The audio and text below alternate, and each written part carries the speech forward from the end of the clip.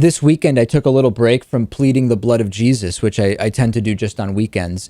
And I read this story about Matthew Lane Durham, who is a 19-year-old Oklahoma missionary who is accused of and has allegedly admitted to raping several children at an orphanage in Kenya. He allegedly also told a friend that the reason he did it is that he was possessed by a demon named Luke, who made him rape the Kenyan orphans. According to this report, federal prosecutors submitted text messages that were sent to a friend about Luke and the control that this supposed demon had over him. And he said, how can I hate this? How can I not hate this thing inside of me? It takes me at night, and I'm powerless over what Luke wants. Yes, I named him. I know how crazy that is. He whispers in my ear all day, and he's so hard to resist. Durham's friend in these text messages advises Durham to just laugh in the face of the demon and ignore it, but Durham says there's no way that he can ignore the demon. And apparently that is why, when he was doing missionary work with a group called Upendo earlier this year, he ended up allegedly admitting to raping both male and female Kenyan orphans aged 4 to 10. One of those children is reportedly HIV positive. What a disgusting story, Lewis.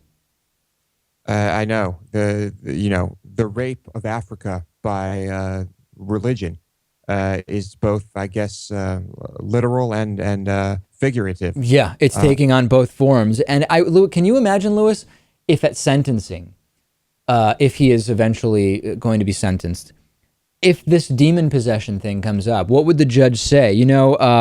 In spite of the fact that there has been an allegation that a demon forced you to commit these crimes, there is no factual basis to the real world that shows demonic possession exists. So we're going to ignore the demonic possession in determining your sentence. I mean, how do you deal with that as a judge? Do you even address it, or do you just ignore it altogether?